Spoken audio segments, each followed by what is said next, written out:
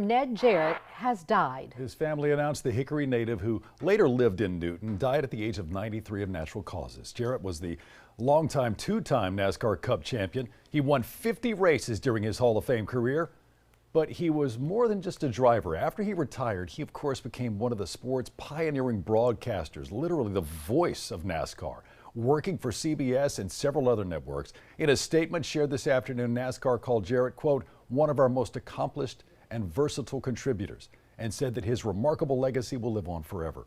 Ned was the father of former drivers Dale and Glenn Jarrett.